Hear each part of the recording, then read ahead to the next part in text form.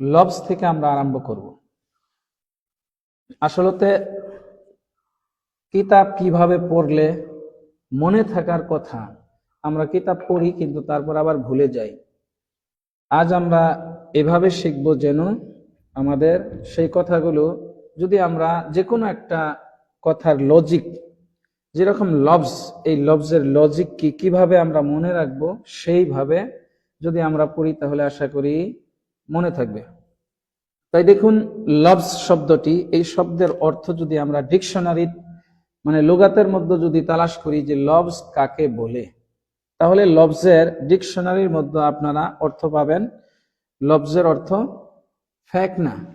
কি আসে? ফেকনা মানে আমাদের ভাষায় আমরা বলি ফালাই দেওয়া, যে কোনো বস্তু ফেলিয়ে দেওয়া, বা আমাদের ডাইরেক্ট ঘরোয়া ভাষায় আপনি বলতে পারেন ঢেল মারা বা পাক মারা, এই ধরনের শব্দ আপনি বলতে পারেন। এখন কথা হলো লফজ। লফজের তারিফ আপনি কিতাবের মধ্যে পাবেন। ইনসান जो बात बोलता है उसे लफ्ज कहते हैं। মানুষ যে কথাগুলো বলে সেই কথাগুলোকে লফজ বলা হয়। কিন্তু এখন কথা হলো, মানুষের যে কথাগুলি বলে সেই কথাকে লফজ বলে, তাহলে লফজের যে ডিকশনারির ভাষা, ডিকশনারির মধ্যে যে অর্থটি দেওয়া আছে যে লফজ ফেকনা, ওখান থেকে এখন মানুষের যে কথাগুলো বলে সেই কথাকে লফজ বলে, এই দুই কথার মাধ্যমে মিল কোন জায়গায়, আমরা কিভাবে এই দুইটার মাধ্যমে মিল তালাশ করে পাবো? দেখুন, যদি আমরা দেখি মান্তিকের ভাষায় আমরা একটি শব্দ পড়ছিলাম মানকুল। মানকুল শব্দের অর্থ হলো কি, একটি বস্তুকে নকল করে অন্য আরেকটি অর্থে ব্যবহার করা। যেরকম ধরেন আসম বা আল ইমসাক, এর অর্থ ছিল আটকানো, মানে বিরত থাকা। রোজা যেরকম সম, সম শব্দের অর্থ ছিল বিরত থাকা, কিন্তু শরীয়তের ভাষায় এখন শুধু বিরত থাকা 1 ঘন্টা 2 ঘন্টা 5 ঘন্টা এরকম না, একটি ইস্তেলাহি অর্থ এসেছে কি, সুবহে সাদিক থেকে বেলা ডুবা পর্যন্ত খানা পিনা এবং সহবাস থেকে বিরত থাকার নাম হয়েছে কি সম বা রোজা। অর্থাৎ মানে একটি শব্দের একটা থাকে লুগাবি অর্থ, লুগাতের মধ্যে আরেকটা অর্থ থাকে ইস্তেলাহি অর্থ। মান্তিকের ভাষায় আমরা পড়েছিলাম মানকুল, অর্থাৎ এক শব্দের এক অর্থ থেকে অন্য আরেক অর্থে ব্যবহার হওয়া। যেহেতু আমরা এই লফজটার যেটা মেইন অর্থ ডিকশনারির ভাষায় যদি আমরা দেখি, ওখানে আমাদের লফজের অর্থ পাওয়া যায় যে ফেক না, কিন্তু ওখান থেকে এখন মানুষের কথার জন্য এটাকে মানকুল অর্থাৎ নকল করে মানুষের কথার জন্য ব্যবহার করা হয়। একে আমরা মানকুলের কিসিম যদি দেখি, মানকুলের কিসিমের মধ্যে দেখবেন মানকুলের 3 প্রকার দেওয়া আছে। একটি হলো মানকুলে শরঈ, একটি হলো মানকুলে ইসতিলাহি, আরেকটি হলো মানকুলে উরফি। উরফ মানে কোন এক জায়গায়, যেরকম আমাদের গ্রামের ভাষায় আমরা দেখতে পারি এক জায়গায় এক শব্দের এক অর্থ আসে, আরেক গ্রামে যায় দেখবেন সেম শব্দ কিন্তু তার অর্থ অন্য আসে।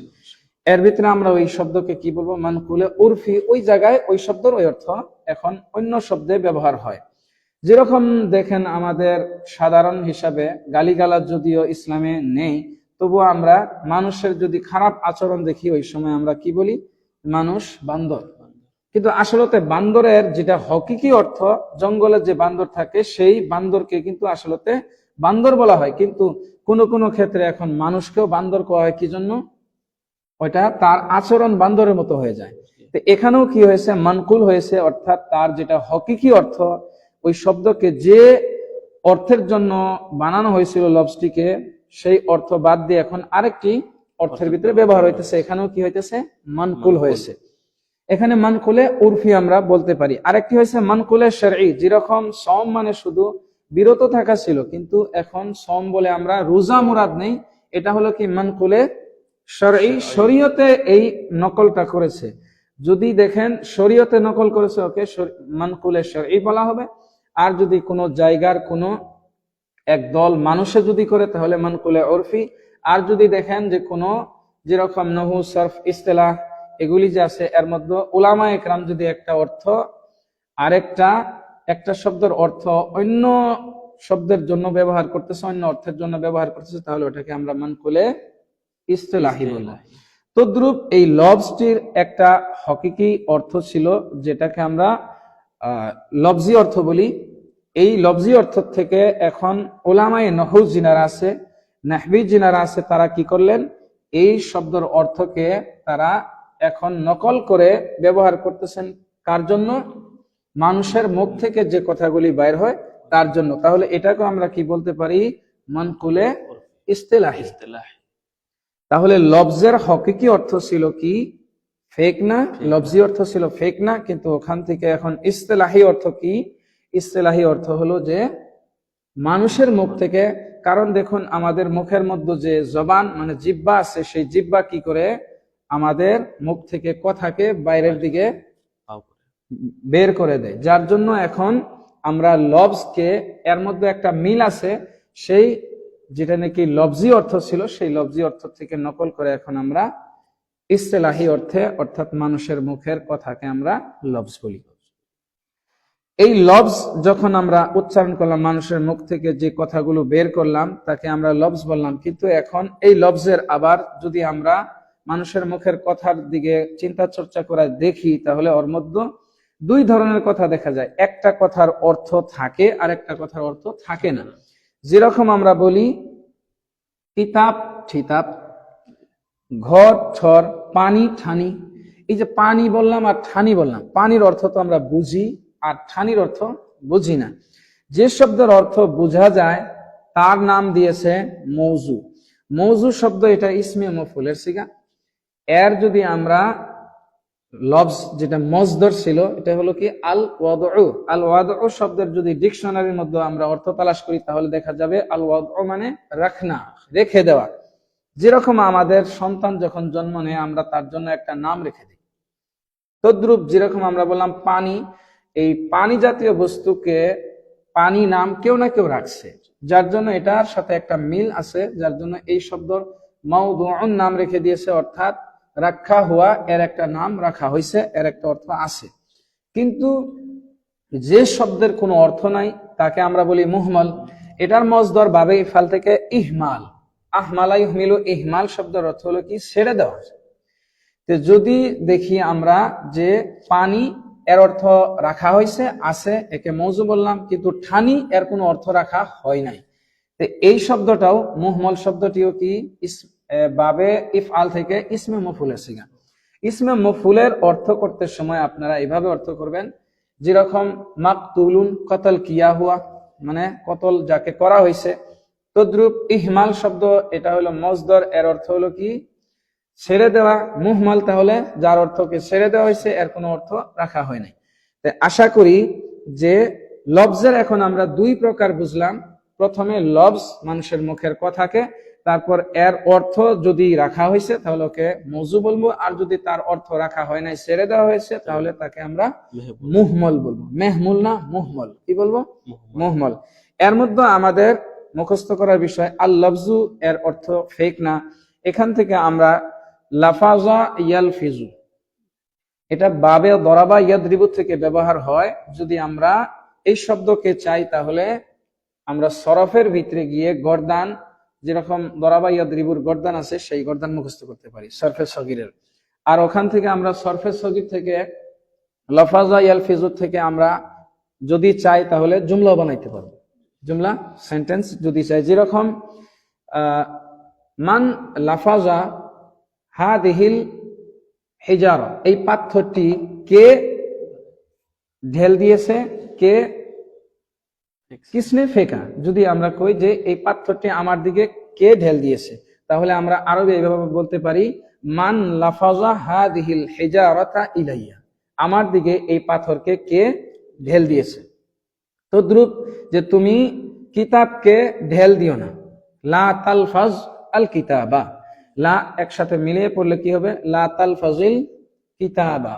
কোন একটা বস্তুকে যদি কাউকে নিষেধ করা হয় যে এটাকে ফেলে দিও না, ঢেল দিও না, তাহলে লা তালফাজ ইলাইয়া, আমার দিকে ঢেল দিও না, এইভাবে।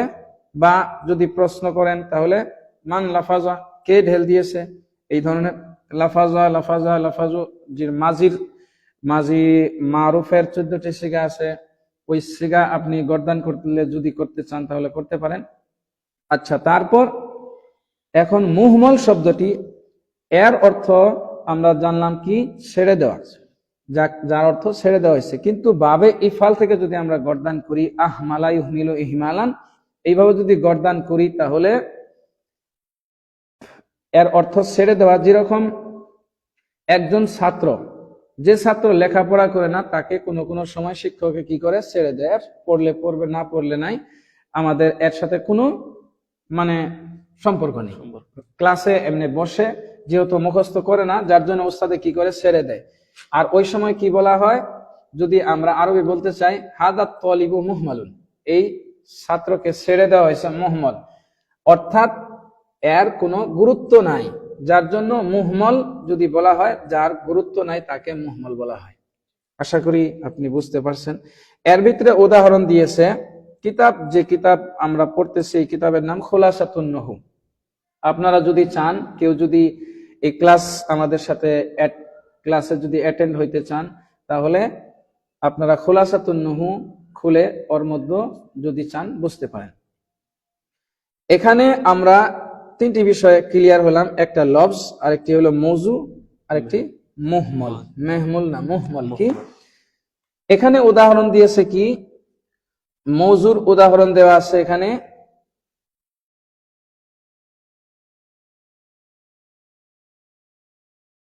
কলম একটি উদাহরণ দিছে।